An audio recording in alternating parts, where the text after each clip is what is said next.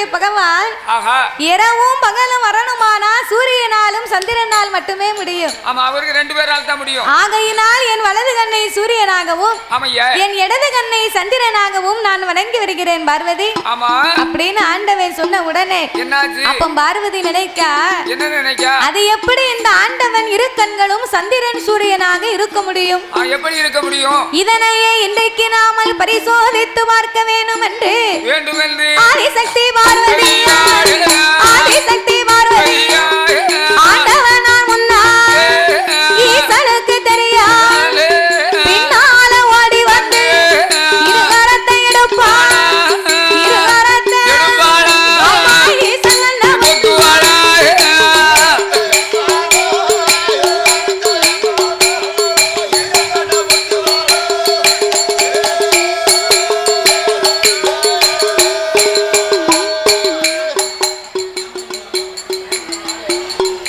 பக்தர்களுக்கு ஒரு முக்கிய அறிவிப்பு.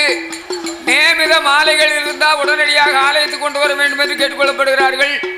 நியமித மாலைகள் இருக்கக்கூடியவர்கள் உடனே நியமித மாலையை கொண்டு வர வேண்டும் என்று கேட்டுக்கொள்ளப்படுகிறார்கள். அப்போ இருவரத்தை எடுப்பான் ஈசன் கண்ண பொத்துவான் பகவான் கண்ண பொத்தும் போது பாரு உலகம் இருளா சிவனார் கண்ண பொத்தும் போது சிவ உலகம் இருளா கடவுள் கண்ண பொத்தும் போது கடவுள் கண்ண பொத்தும் போது ஐயா கலி உலகம் கடவுள்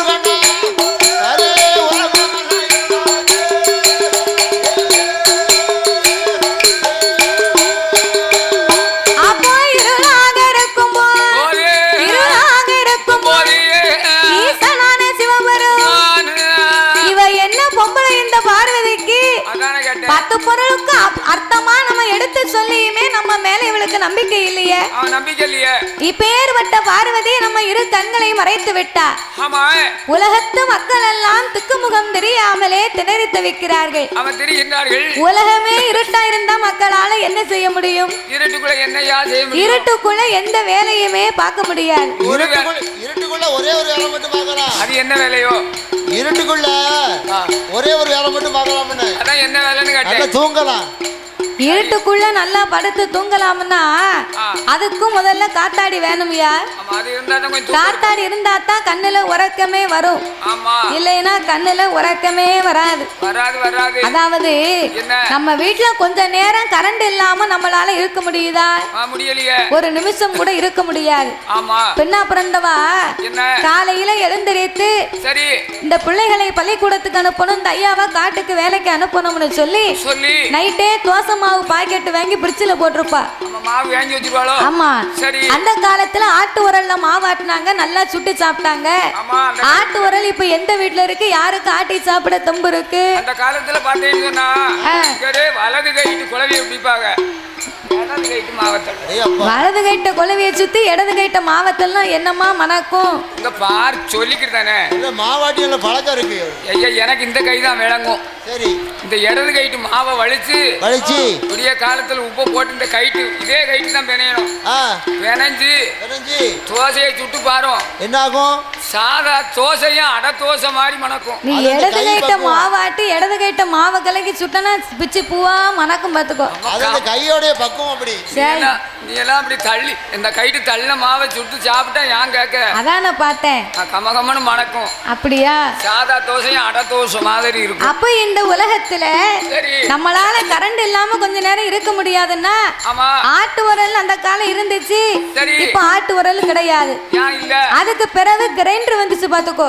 இந்த கிரைண்டர் வந்ததும் கிரைண்டர்ல மாவாட்டினா கொஞ்ச நாளைக்கு பிறகு அந்த கிரைண்டர் கல்ல தூக்கி கழுவ முடியலையா, அப்படின்னு கிரைண்டரையும் தூக்கி தூர போட்டாச்சு.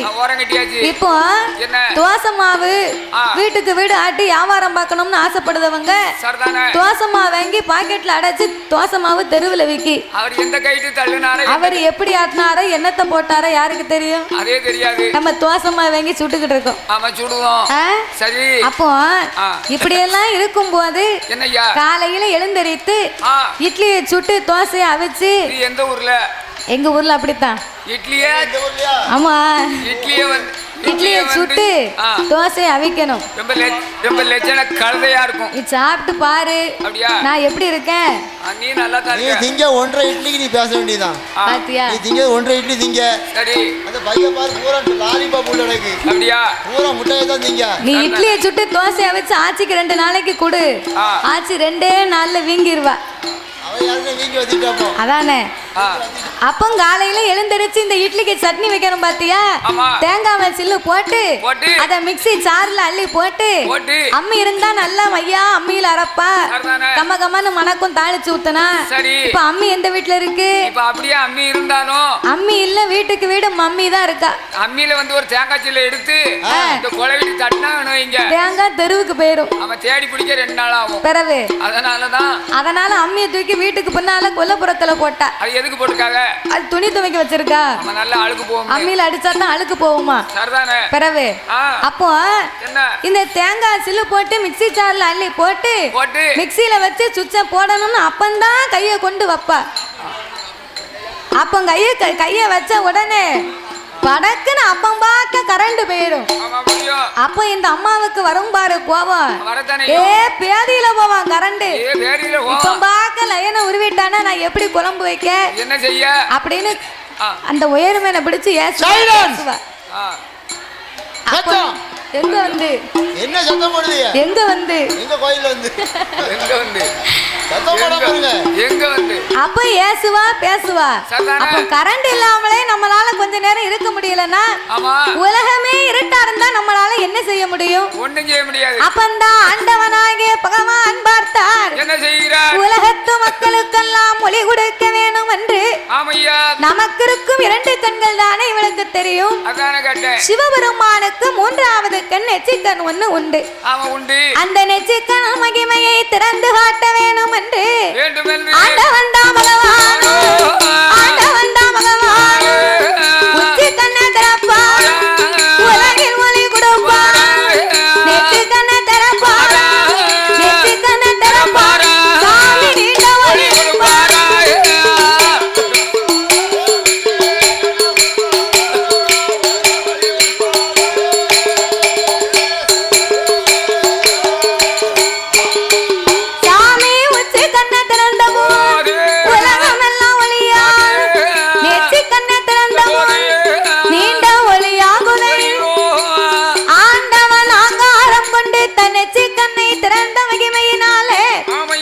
உச்சி கண்டிருந்த அக்கினி பொறி பறந்து அதிலே இருந்து ஆங்கார ஓங்கார வடிவங்களை கொண்டு காளி அம்சத்திலே ஒரு பெண் வந்து பிறக்க ஆண்டவன் பெண்ணை வரவழைத்து உச்சி கண்ணிலே நீ காளி அம்சங்களாக பிறந்ததினாலே உச்சி கண்ணிலே பிறந்த உனக்கு உச்சி நீ மாகாளி என்றே பேர் நாமத்தை கொடுத்து வரம் கொடுத்த அம்மாளை வடக்கு வாசல் கோட்டையிலே அமர வைத்தார். அப்ப வடக்கு வாசல் கோட்டையில அமர வைக்க அந்த ஆண்டவே ஆங்காரம் கொண்டு கண்ணை திறந்தார் பத்தியலா. அந்த அக்கினியினுடைய வெக்கை தாங்க முடியாம சிவனுக்கு அங்கமெல்லாம் வேர்த்து ஆவி தணலாகி கடவுளார் வேர்வை காட்டாச்சு வெள்ளமாகவே கரை புரண்டு வருகின்றது. அப்ப இந்த வெள்ளம் உப்பு தண்ணி, நம்ம வேர்வை ஒரு உப்பு தண்ணி தானே. இது உலகத்துக்கு போனா உலகமே அழிந்து போகும் அப்படின்னு ஆண்டவன் தன் 1008 சடாமுடியிலே ஒரு முடியை உழைத்து அதையே தன் அங்கமெல்லாம் துவட்டி ஆண்டவே சிவபெருமான் என்ன செய்கிறார்? அந்த பகவானுடைய திருச்சடையவே ஒரு கரையாகவே வளைத்து அதற்கு கடற்கரை என்று பெயரை கொடுத்தார். எங்க சின்னியா பேரும் கடற்கரை. உங்க சின்னியா பேரை யாரையா கேட்டா? உன் சின்னியா கடற்கரை தான். உன் குடிய கெடுத்துட்டாரு. உங்க அப்பாவுக்கு சாராயத்தை வாங்கி கொடுத்து இடத்தை பூரா எழுதி வாங்கிட்டார். எங்க அப்பா ஏமாந்தவன், அதனால எங்க சித்தப்பா வாங்கிட்டான். அதுக்கு என்ன முடியும்? உங்க அப்பாட்ட சொத்த பூரா எழுதி வாங்கிட்டு உங்க தெருவுல விட்டு போயிட்டாரு. தெருவுல விட அந்த கடற்கரை இல்ல, இது பகவானுடைய திருச்சடை கடல் கரை. கடற்கரை ஆண்டவன் கடற்கரையாக்கி அந்த பகவானுடைய வேர்வையை 10 கடலாகவே படைத்து 10 கடலுக்கும் பேர் நாமத்தை கொடுத்தார். அது எப்பேற்பட்ட கடல் தெரியுமா?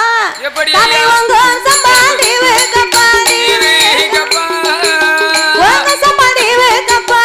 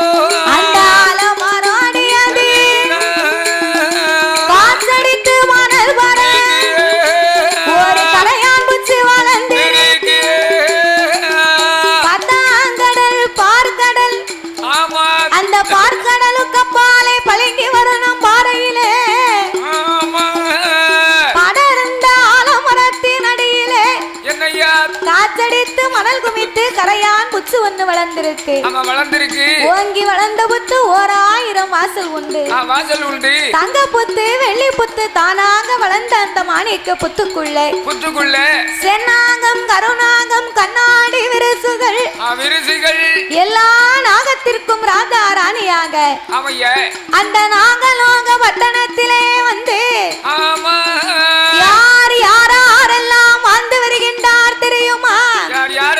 சாமி நாகலோக பட்டணத்தில்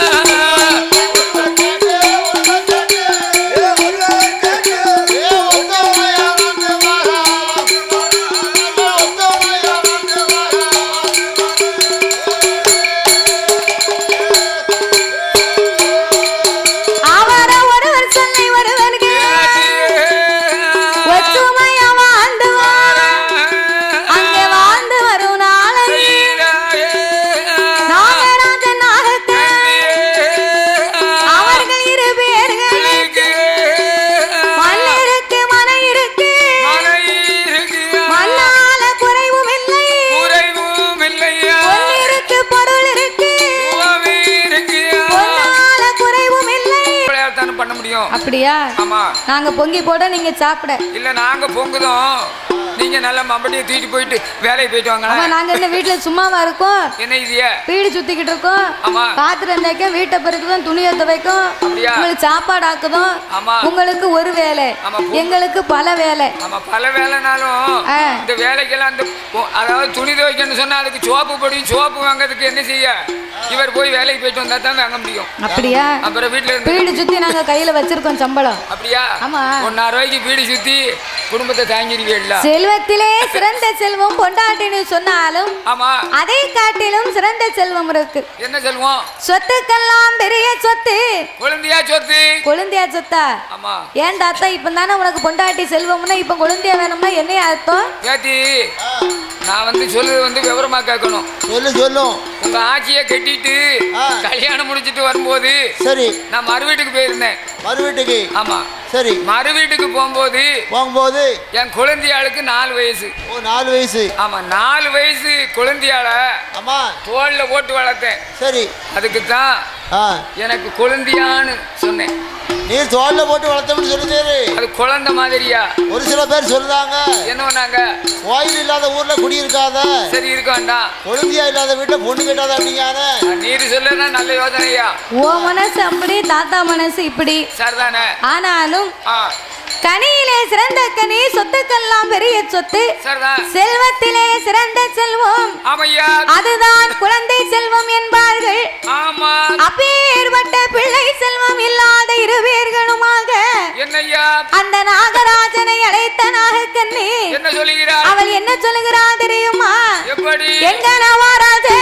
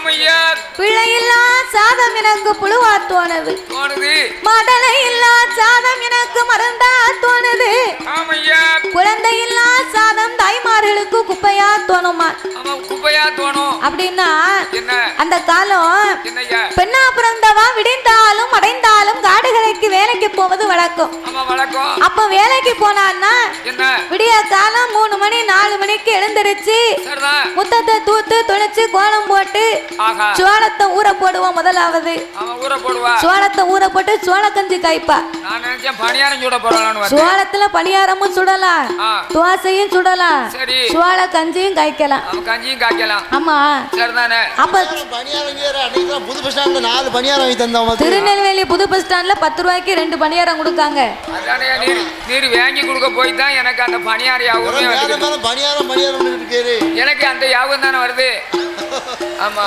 நாளைக்கு போவோம் புது பஸ் ஸ்டாண்டுக்கு அப்படியா அப்ப சோளத்தை ஊற போட்டு சரி விடியா காலம் 4 மணிக்கு போட்டான்னா வீட்டு உள்ள வேலையெல்லாம் முடித்து சரி மறுபடியும் மாமியாலும் மருமகளும் சேர்ந்து சரிதானே புளிச்ச சோளத்தை ஆ மாமியாலும் மருமகளும் சேர்ந்து மாத்து விளக்கு போட்டு இடிப்பாளாம் இல்ல மாமியாலும் மருமகளும் ஒரே உரலுக்குள்ளதான் உலக்கே போடுறாங்களா மாமியாலும் மருமகளும் சேர்ந்து மாத்து விளக்கு போட்டு இடிச்சான்னா ஒரு உலக்கைக்கு இன்னொரு உலக்க தட்டாம இடிப்பாளாம் அது எப்படியோ தெரியலையே அதான் அந்த காலம் கை பக்குவோம் அந்த அப்படியா காலத்துல மாமியாரும் மருமகளும் ஒத்துமையா இருந்திருக்காங்க சரி ஒரே ஒரு உரல்ல 2 உலகைய போட்டு இடிச்சிருக்காங்க இப்போ மாமியா கையிலயும் மருமா கையிலயும் ஒரு உலக்கையை கொடுத்து பாரு சரிதானே இவ அவ மண்டைய உடைப்பா அவ இவ மண்டைய உடைப்பா 2 பேரும் அடிச்சு மண்டை நொறுக்கிடுவாங்க மருமவ நினைப்பா என்ன இந்த கிழவி எப்ப பார்த்தாலும் வீட்டுல இருந்துகிட்டு முன்னு ஒரு வார்த்தை திங்க விடுதாளா பேச விடுதாளா நம்ம தொணங்கால அவளை போய் சேரட்டும் அப்படின்னு தலைய போட்டு உடைச்சிருவா ஒத்தே குடுப்பு ஆனா அப்ப அப்படி கிடையாது இல்ல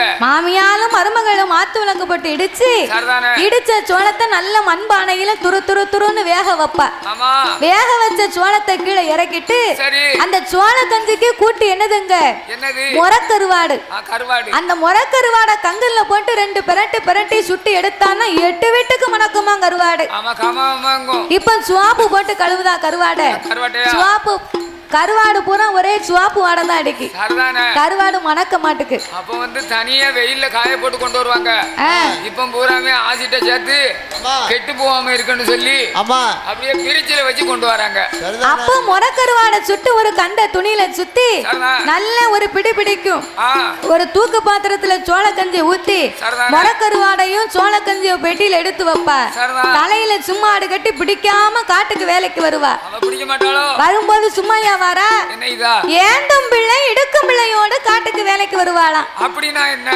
ஏந்தும் பிள்ளை இடுக்கும் பிள்ளைன்னா இடுப்புல 2 வயசு பிள்ளை இருந்தா வயத்துல 6 மாத கற்பம் இருக்குமா ஓஹோ அப்படியே அந்த கால வேலை பார்த்திருக்காங்க சரிதானே அப்ப காட்டுக்கு வந்து இந்த 2 வயசு பிள்ளைய ஆலமரத்து விழுதுல தொட்டில் கட்டி உறங்க வைப்பா உறங்க வைப்பா ஆமா ஒரு 2-3 மணி வரைக்கும் வேலைய பாப்பா சரி வேலையை முடிச்சிட்டு அந்த சோள கஞ்சி எடுத்து முன்னால வச்சு தொட்டில இருக்க பிள்ளையவும் தூக்கி முன்னால வச்சு பிள்ளைக்கு பசிக்கும் பாத்தியா தூக்கு பாத்திரத்தை மூடியில சோள கஞ்சியை ஊத்துவா சரி ஒரு கையில சோள கஞ்சியை கொடுப்பா இன்னொரு கையில முறக்கருவாடை கொடுப்பா பிள்ளைய பாத்தியோ பிட்டி பின்ன தள்ளி வயறு முன்ன தள்ளி கொட்டாமட்டி கணக்கா கத்துன்னு இருக்கும் வயறு சவல புள்ள அப்படித்தானே இருப்பான் தலை முடி வெட்டி இருக்க மாட்டான் மே சட்டை கிடையாது அப்ப அந்த காலத்துல வசதி உள்ளவங்க தான் மே சட்டை போட்டாங்க ஒரே ஒரு காக்கி டவுசர் மட்டும் தான் அதுல 24 ஓட்டை இருக்கும் அந்த டவுசர்ல ஆமா அதுக்கு சிப்பும் கிடையாது அதுக்கு பட்டனும் கிடையாது அதுக்கு கொக்கியும் கிடையாது அண்ணா கைத்துல தூக்கி கட்டி இருப்பான் அந்த டவுசரை நாமெல்லாம் 11 வயசு தான் டவுசர் போட்டேன் ஆமா ரொம்ப நல்லா இருக்கும் ரொம்ப லட்சணமா இருக்கும் அந்த காலம் பைத்தியார காலம் சரி இந்த மாதிரி ரூபா பழக்கம் கிடையாது ஆமா கலியுகம் கிடையாது ஆமா நாமெல்லாம் 11 வயசுல டவுசர் எடுத்து போட்டேன் ஒரு டவுசர் சட்டையும் 1 ரூபா சரி அப்போ இப்ப வந்து குழந்தை பிறந்த உடனே தாத்தாவும் பாட்டியும் சட்டி எடுத்துட்டு ரோட்ல போறாங்க சட்டியா பேரம்பேத்திக்கு டவுசர் சட்டை அப்படியா பரவே எனக்கு ரொம்ப நாளா ஒரு சந்தேகம் அப்போ இந்த பிள்ளைய முன்னால வச்சு சோளக்கஞ்சியும் உரக்கருவாடையும் கொடுத்தா அந்த பிள்ளைக்கு முன்னால மூக்கு 11 பச்சை பச்சைன்னு வடியும் பார்த்துக்கோ. அவன் சோளக்கஞ்சி ஒரு குடி குடிப்பான், முற கருவாடை ஒரு கடி கடிப்பான். அந்த சோள கஞ்சுக்கும் உப்பு கருவாட்டுக்கும் முன்னால வடித ஊழ மூக்குக்கும் ரொம்ப நல்லா இருக்கும் பார்த்துக்கோ. அப்ப இந்த அம்மா சொல்லுவாளாம், என்ன பத்தா ஐயா, என் பிள்ளை சாப்பிடுறது அழகா பார்த்தா என் கண்ணே பற்றும் போலுக்க அப்படின்னு மடியில தூக்கி கொஞ்சம் விளையாடுவாளா அந்த குழந்தைய. அதைத்தான் இந்த நாகக்கண்ணி சொன்னா,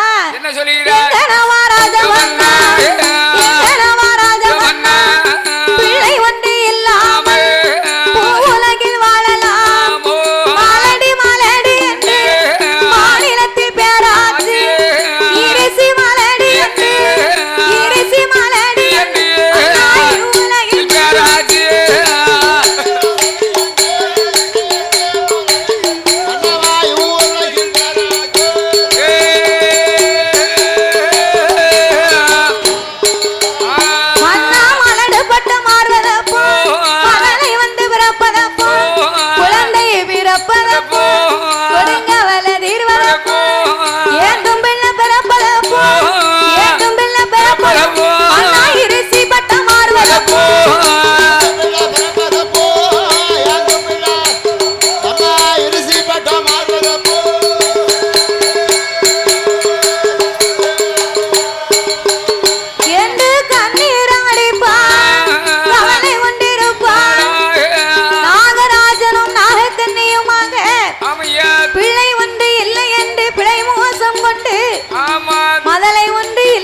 மனக்கவலை கொண்டு அடியே நாகக்கண்ணி அஞ்ச வேண்டாம் அலைய வேண்டாம், அருங்கமலை உனக்கு வேண்டாம்.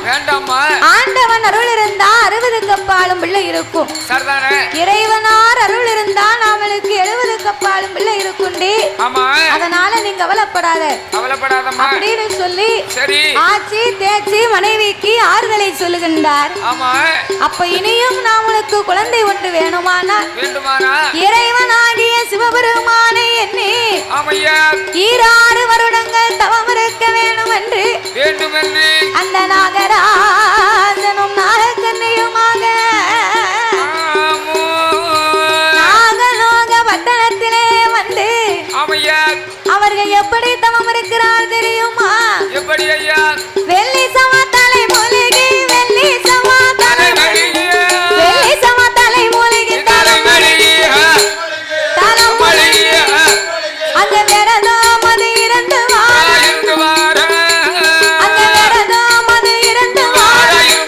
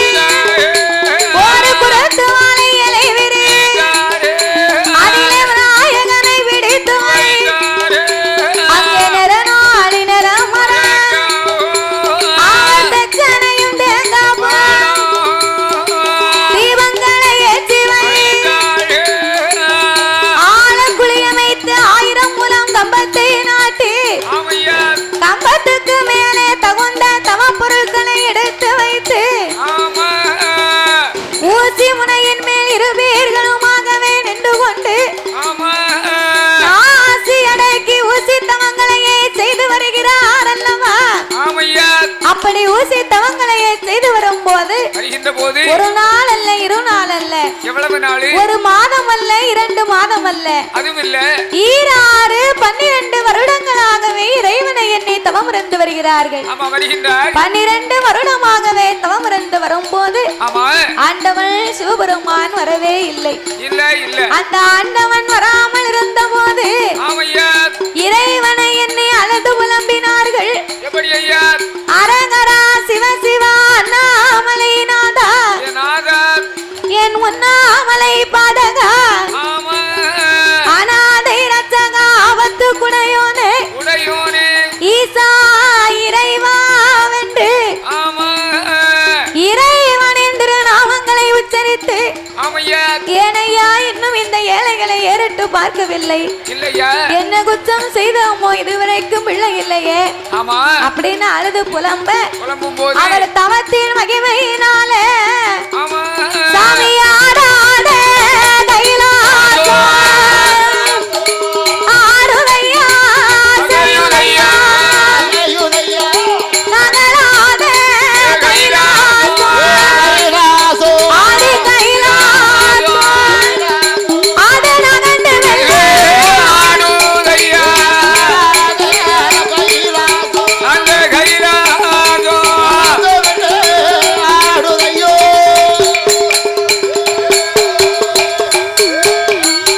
ஆடாத கைலாசம் ஆடுகின்றது அசைகின்றது, நகலாத கைலாசம் நகண்டு மெல்ல ஆடுகின்றது. அப்ப கைலாசமே ஆடி அசைய ஆண்டவன் ஏறிட்டு பார்த்தார். நாகராஜன் நாகக்கண்ணியின் தவங்களை கண்டார்.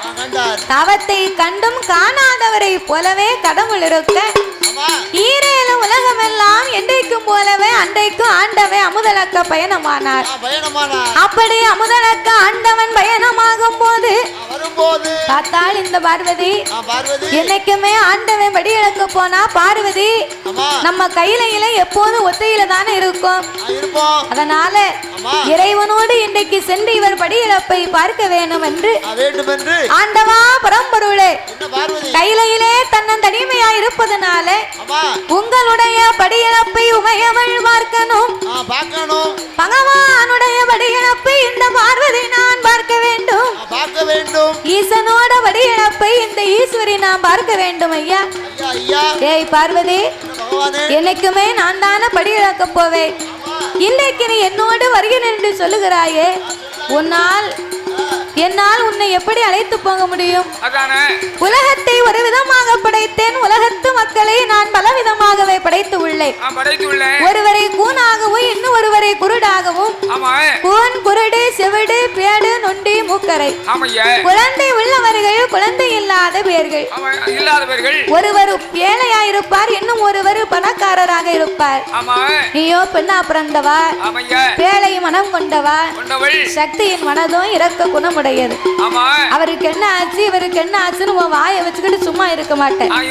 அதனால என்னோடு வர வேண்டாம் என்று இறைவன் சொன்னபோது ஆண்டவா கண்டிப்பாக உங்களோடு நான் வந்தே திருவேன் அப்படின்னு சொன்னா உங்க அண்ணன் மீது கண்ணன் மீது ஆணையிட்டு வாப்பூட்டு சட்டத்தை வாங்கி என்னோடு வர வேண்டும் என்று ஆண்டவன் சொன்னபோது ஆதிசக்தி பார்வதி அச்சுதனார் மேலே ஆணையிட்டு கொடுப்பான். ஆதிசக்தி பார்வதி வாப்பூட்டு சட்டமா அந்த வாப்பூட்டு சட்டமா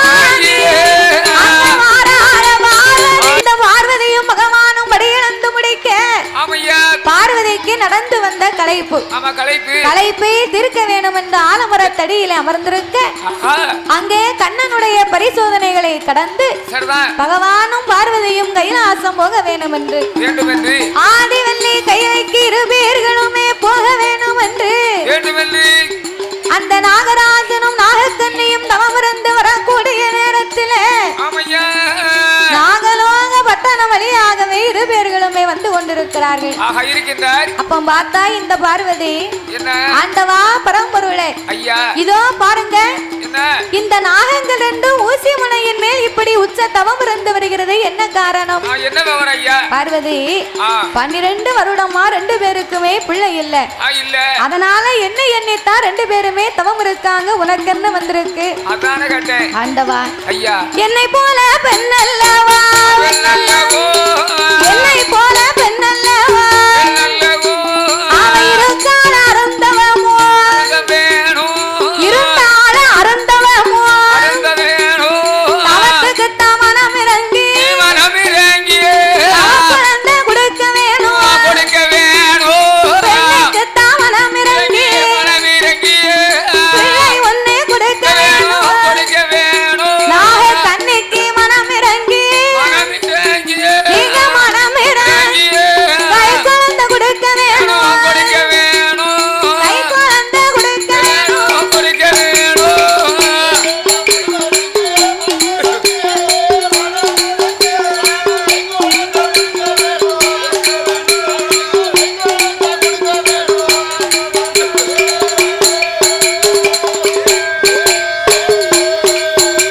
அங்கே பார்வதியும் சொன்னபோ அப்ப ஆண்டவன் தான் பகவான் பிள்ளை வரம் கொடுத்த மானா பிள்ளை மோசம் வந்து சேரும், மகளை வரம் கொடுத்த மானா எம்மா கொடுத்து மரக்கலை வந்து சேரும்.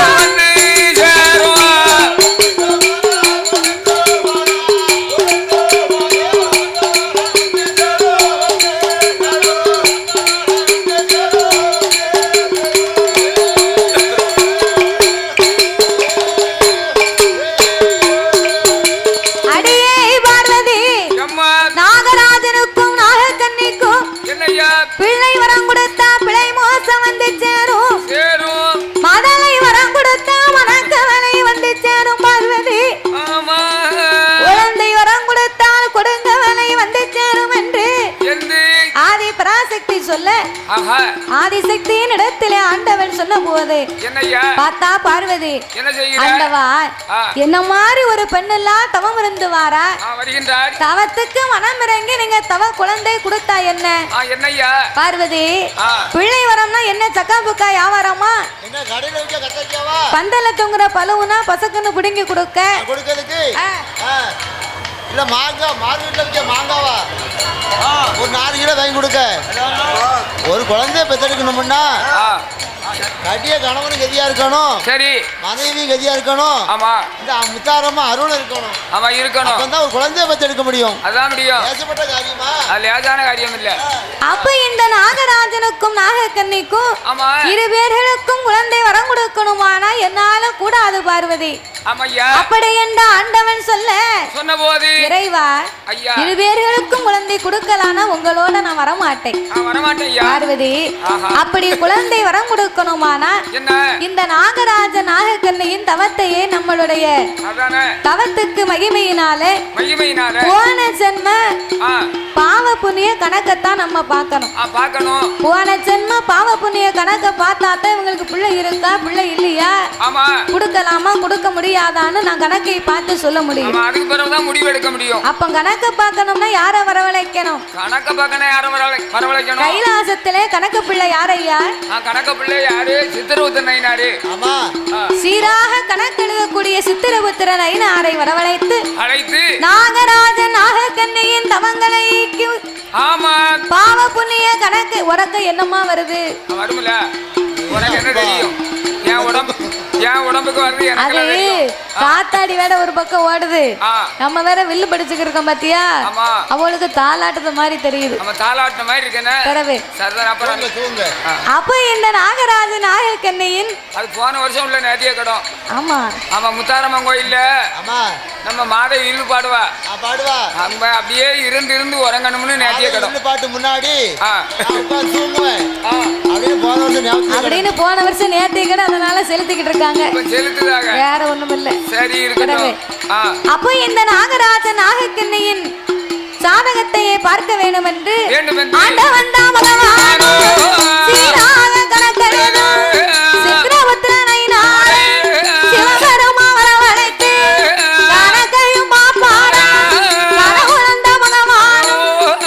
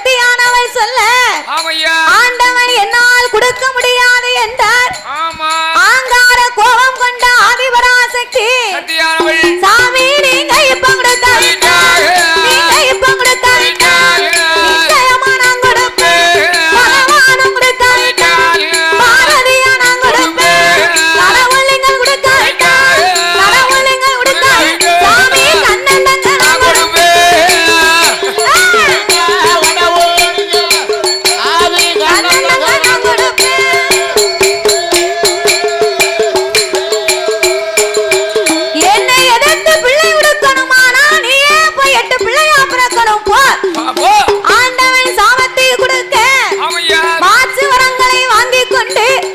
நாகராஜ நாகக்கண்ணி வயத்திலே கருவாசனிக்கே சட்டம் கிடையாது அப்படின்னு அமிர்தம் என்னும் 8 கலசங்களை வரவழைத்து நாகராஜனுக்கும் நாகக்கண்ணிக்கும் வரம் கொடுத்து சாமி 21 நாள் அரைமண்டலம்